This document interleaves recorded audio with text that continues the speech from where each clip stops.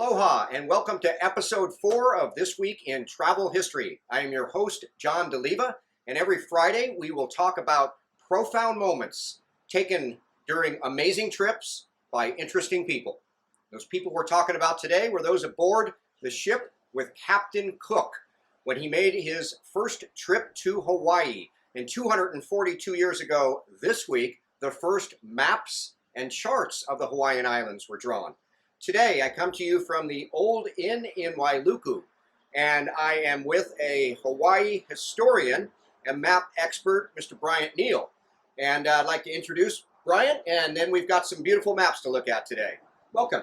Thank you, John. It's a pleasure to be here. Before we actually look at some of the charts and maps that you brought, I'd love to hear a little more about Captain Cook. He was very different in a lot of respects from other explorers during the day. Could you tell me a little about him? Absolutely.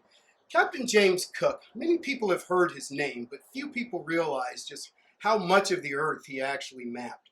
Cook was born a common man. He was the son of a farmhand.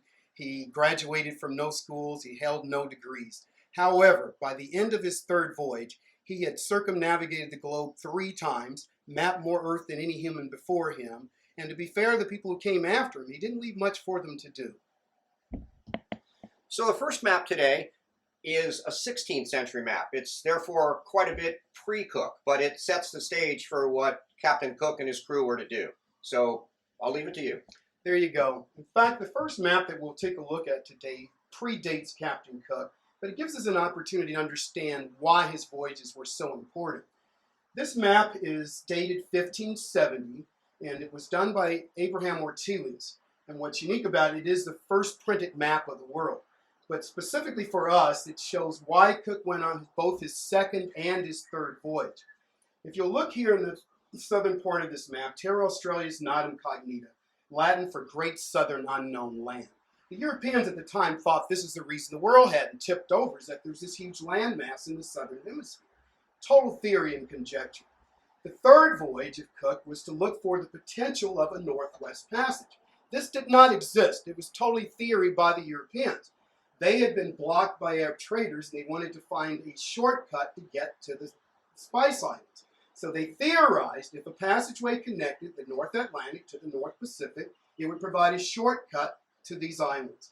An expedition was sent from the Atlantic, an expedition was sent from the Pacific, and the Pacific was Captain Cook. The second map that we'll show is dated 1727. Cook's first voyage wasn't until 1768, so it showed still the big voids in the Pacific Ocean. Specifically, the east coast of Australia is uncharted, New Guinea was thought to have been attached, New Zealand's uncharted, and we really did not have much of a clue as to what was in the Pacific Northwest. And this is what set the stage for Captain Cook. Fantastic.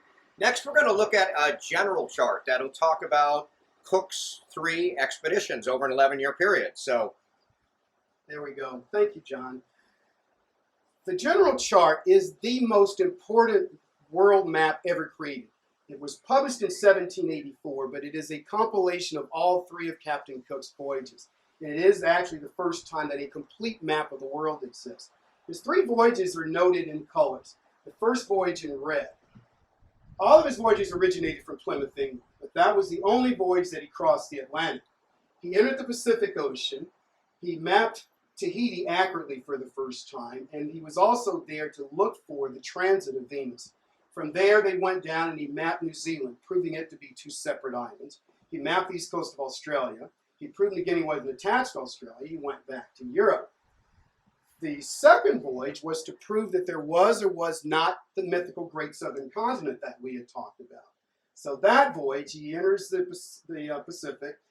He breaks the Antarctic Circle 3 separate occasions, going farther south than any human had gone before him, proving that Terra Australis did not exist, at least in the form that we had previously thought that it had. And then the third and final voyage, the mission was to look for the potential of a northwest passage from the Pacific. So 1778, Cook leaves Plymouth, England, enters the Pacific Ocean.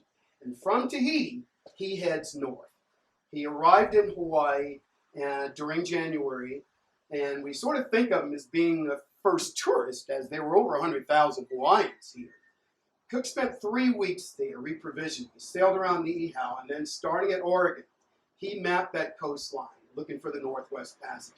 He's into every nook and cranny, again, looking for a passageway that's going to connect them to the North Atlantic.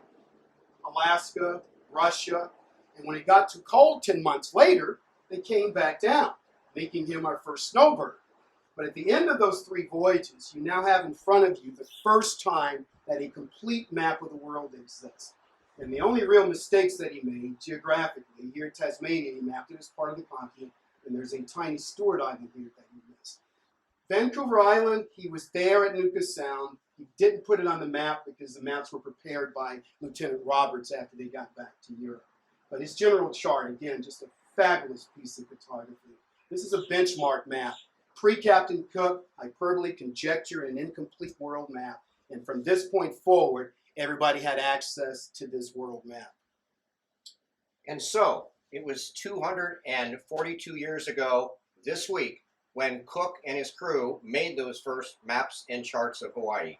So I'm going to step out of the frame and let you talk a little about the first chart of the Sandwich Islands. There you go. Well, this is the detail of this when Cook landed on Hawaii. So when he came up from Tahiti, that's what this line is. They stumbled into Kauai, where he spent 3 weeks reprovisioning, sailed around Niihau, went up to the Pacific Northwest. Again, they were up there for 10 months, and when it got too cold, they came back down. He never touched Maui. They met the chief offshore, and they tacked there for 8 weeks looking for a place to land, and they finally landed at Kealakekua Bay on the Big Island. This inset is detail of that bay. Now, Cook's voyages were sponsored by the British Admiralty, and the fourth Lord of the Admiralty was the Earl of Sandwich. Cook, while in Hawaii, didn't claim any lands, he didn't annex any lands, he didn't stick the British flag anywhere. He simply named things after people who had supported him. Consequently, he named the islands ceremoniously after the Earl of Sandwich, who was his supporter. Now again, the Hawaiians were here, but they didn't have a written language. So to Cook's credit, he didn't rename the islands, he sounded them out spelling phonetically. Owai'i, Maui, Woahu, pronounced it T as a K, Akawai. And as mentioned before, just named them after the Earl of Sandwich, who was his patron. So from this point forward, you now have a map of Hawaii. And he only touched 2 places, Kauai and the Big Island. To get the rest of those, you tacked in to get a close view, you tacked out to get a wide view, and the only other perspective you had was literally climbing to the top of the mast and getting a wide view. Bryant, I have a feeling that we're going to need you back on the show to talk a little more about Captain Cook's actual landing in Hawaii. There were twice, you said, right, during that 3rd voyage? Absolutely, and I'd be more than happy to join you in another episode. Thank you. Lots of detail to cover on that. Thank you so much for being here today. I'd also like to thank the Fairbanks family, the owners of the beautiful B&B, the Old Wailuku Inn at Ulupono, and it's just been another great chance to learn about history. This Week in Travel History will come to you twice a week. Every Monday will be a blog. Every Friday will be a blog plus a Zoomcast. And next week, I'm going to have with me a gentleman who pretty much hiked, biked, and hitchhiked across 6 continents. And he's going to talk to you about managing expectations, both in life and while traveling. Thank you very much. Aloha.